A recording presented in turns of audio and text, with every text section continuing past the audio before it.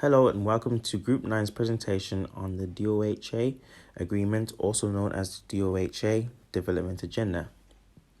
Our presentation will address the types and the role of actors involved, the levels at which diplomatic engagement and activity took place, the domain and the scope of the subject matter and content, the modes, types and techniques of diplomacy employed during the DOHA negotiations.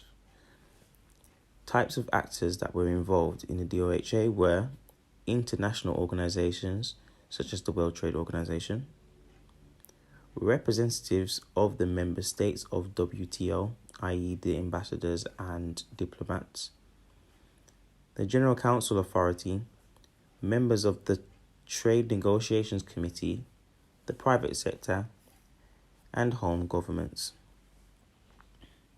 Role of actors. The World Trade Organization's role is to preside over the formulation and management of the global rules of trade, ensuring that trade flows as freely and with minimum restriction as predictably possible. They are the overarching body in which the DOHA was mandated. The home government's role was to assign the mandate that the representatives were to express and negotiate within the DOHA negotiations.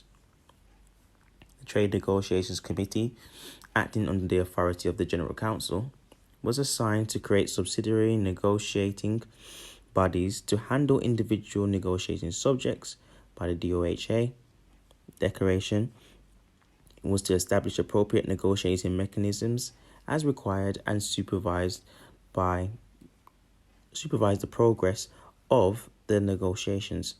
However, the TNC and its negotiation bodies' role was not to parallel the existing WTO bodies. And finally, the chairperson role.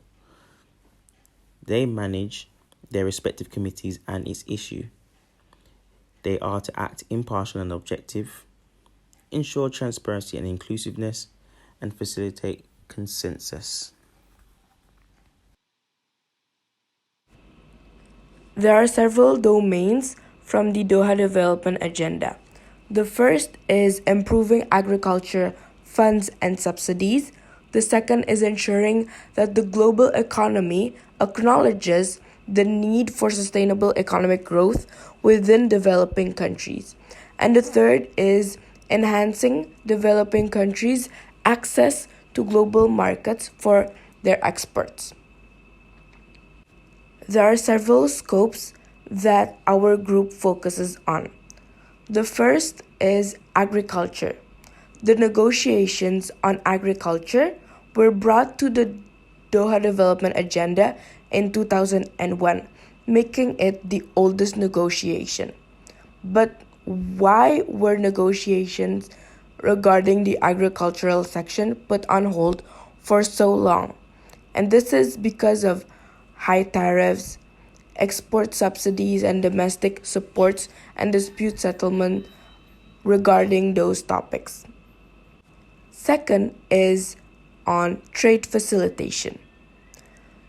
So basically, the issues regarding trade facilitation are mostly because of constitutional requirements for treaty ratification, the need for domestic law changes, the difficulties in providing the government with a detailed costing of TFA implementation, a lack of political interest, lack of private sector participation in the process leading up to ratification, and high implementation costs that could all be factors discouraging governments from participating in the TFA's ratification process.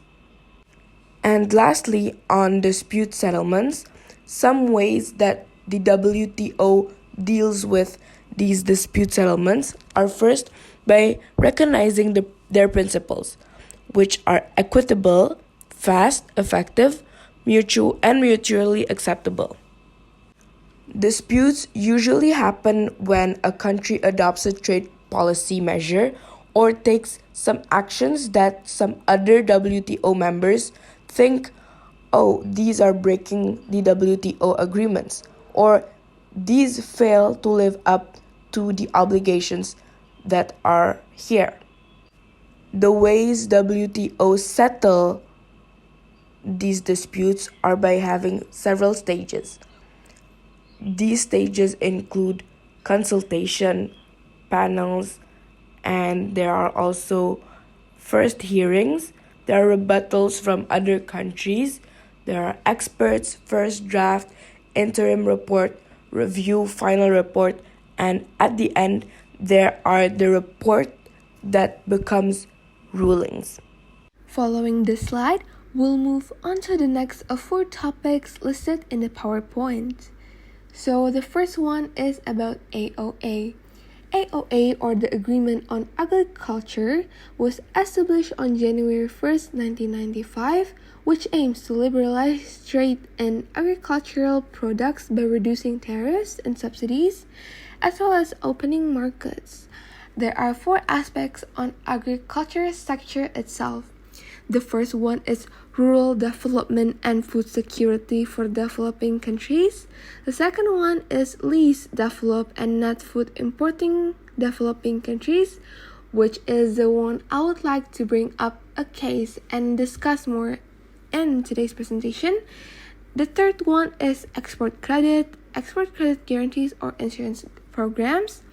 And the last one is tariff rate quotas. So, what is Uruguay Round and why is it in the AOA? The Uruguay Round was the 8th round of multilateral trade negotiations, or MTN, held under the GATT, and the round itself led to the creation of the WTO. GATT is still a part of the agreements of the WTO. The main goal of the Uruguay Round was to reduce subsidies for farming and to start the process of opening trade in services like banking and insurance, as well as to get rid of restrictions of foreign investment. The deadlines for the round started in 1995 and ended in 2000. Ministers agreed to a number of mechanisms to ensure that the implementation of the result of the Uruguay Round does not adversely affect the availability of food aid at a level which is sufficient to continue provide assistance in meeting the food needs of developing countries. So basically, the Uruguay Round also includes the part of agriculture production. Next, I want to talk about the levels at which diplomatic engagement and activity take place, especially in the DDA and Uruguay Round itself. So, at the 4th Ministerial Conference in Doha, Qatar in November 2001, WTO member governments agreed to launch a new negotiations. These new negotiations now we know as the Doha Development Agenda, or DDA. The negotiation itself takes place in the Trade Negotiations Committee and its subsidiaries, which are usually either regular councils and committees meeting in special occasions, or specially created negotiating groups. Other work under the work program takes place in other WTO councils and committees. As with previous trade rounds, the negotiations were launched as a single undertaking, meaning that talks on all subjects are to be concluded as one package. 2/3 of the world economy, especially in developing countries, is made up of agriculture sector. This makes the DDA an important and sensitive issue. In the meantime, developing countries have shown promise as a market for agriculture. So that is why the DDA established or is important in the agriculture sector. And the DDA itself was considered as a high-level diplomatic activity because the discussions occur in the Trade Negotiations Committee and are conducted in a formal setting and include numerous nations. How about the Uruguay Round? Uruguay Round was considered as the largest negotiation in history, where 123 countries took part. This is most likely to be a high-level diplomatic engagement since it was first started at a meeting in Marrakesh, Morocco, which lots of or numerous nations were involved. Multilateral economic diplomacy as the mode and type of diplomacy in the Doha Development Agreement. Multilateral economic diplomacy is the management of international relations by negotiations among three or more states in modern diplomatic activities that use economic problems as objects, means of business, and cooperation. Since it encompasses numerous nations that can share resources in export and import activities, multilateral cooperation will unquestionably help trade reform in the context of global agricultural market access. With the negotiations of export and import cooperation, the needs of each country, especially developing countries, can be met, of course with a mutually beneficial partnership. For example, we can look at 2008 agriculture negotiations such as export competition in the context of export subsidies to be eliminated by the end of 2013 or longer for developing countries. Half of this by the end of 2010, revised provisions on export credit, guarantees and insurance, as well as international food aid with a safe box for emergencies, and exporting state trading enterprises. For instance, in the cotton subsidies issues, where in DDA important division is split between the rich agricultural subsidies, especially the United States and the European Union, and large developing countries led by Brazil. The United States, along with India and Pakistan, as the producer of the most significant percentage of the world's total cotton production, help Europe as a small cotton producer to fill their demand. The diplomatic technique used within the Doha Development Agenda is mainly negotiation. Negotiation within a diplomatic context refers to when two or more parties involve themselves within an argument or a discussion using the mediation of a forum or a conference. The issues that are discussed are mainly urgent, dire, or issues that involve many different parties. As such, they were put on the table in the first place. The context of the Doha Development Agenda at first was the topic of agriculture, especially in developing nations. As such, it was imperative that negotiations were used to ensure that developing nations were able to attain agricultural technology to improve their own national well-being and the future of their nation. As such, there were two types of negotiations that occurred during the Doha Development Agenda. First, there were public negotiations done within the forum of the Doha Development Agenda itself and during meeting times where the table was set for any given member of the forum or of the General Assembly that was held during meeting times. Then there were the second types of negotiation, informal negotiations. Informal negotiations were held during leisure time, usually private meetings of diplomats or representatives from two different parties come together and discuss privately regarding an issue that the Doha Development Agenda was going to put up.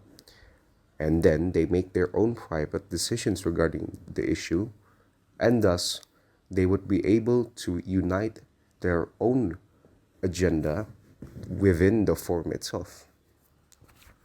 These types of negotiations are not uncommon and will not be only seen during the Doha Development Agenda, as this is the natural cause of when and how negotiations are made during a public forum. To summarize, although the DDA failed due to the refusal of agreement regarding safeguard measures provided to developing countries, the point of this diplomatic activity itself is still for the greater good, and DDA actually implemented the true meaning of diplomacy, which is the art of negotiation. That is all from Group 9.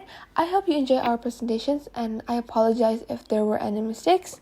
Thank you for your attention and the time given, and have a great day.